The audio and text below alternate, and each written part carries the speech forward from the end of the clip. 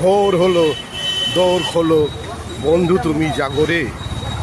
ভোর হলো, দৌড় খোলো, বন্ধু তুমি জাগরে। ওই দেখো তোমার আদরের ও লাভলি গরম গরম লাভলি চা, লাভলি বিস্কুট নিয়ে তোমার বেডরুমে ঢুকে তোমার হাতে দিয়ে বলছে শুভ সকালে।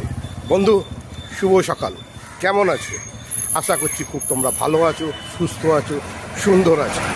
আমি 22, 23, 24, 25, 26, 27 তারিখ পর্যন্ত তোমাদেরকে শুভ সকাল জানাতে পারিনি, কারণ আমি আউট অফ ক্যালকাটা।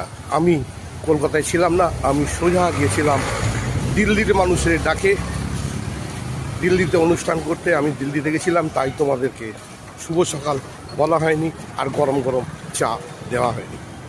আমি 27 তারিখ মঙ্গলবার দুপুর 2টোয় ফিরেছি কলকাতাতে।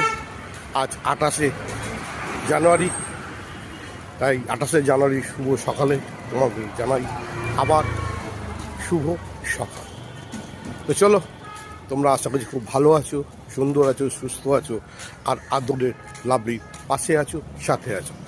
তোমরা দেখেছো প্রতিদিনই আমি দিল্লি থেকে নানা জায়গার অনুষ্ঠানে এবং যেখানে যেখানে আমি দিল্লিতে বেড়াতে গেছিলাম, ঘুরতে গেছিলাম, সেই সব পোস্ট করেছি। আশা করছি তোমরা পেয়েছো, দেখেছো, লাইক করেছো, শেয়ার করেছো, পাশে আছো, সাথে আছো।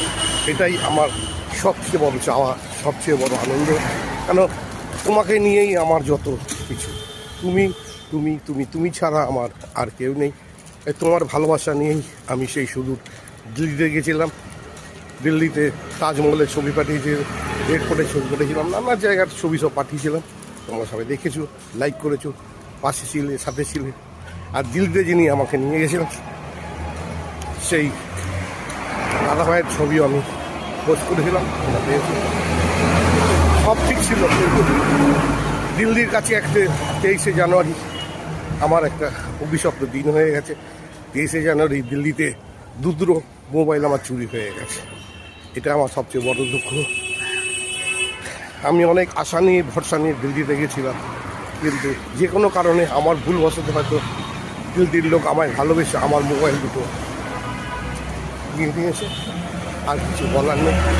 আমি আবার কলকাতায় ফিরে এসেছি, আমার আদরের কলকাতা, আমার ভালোবাসার কলকাতা।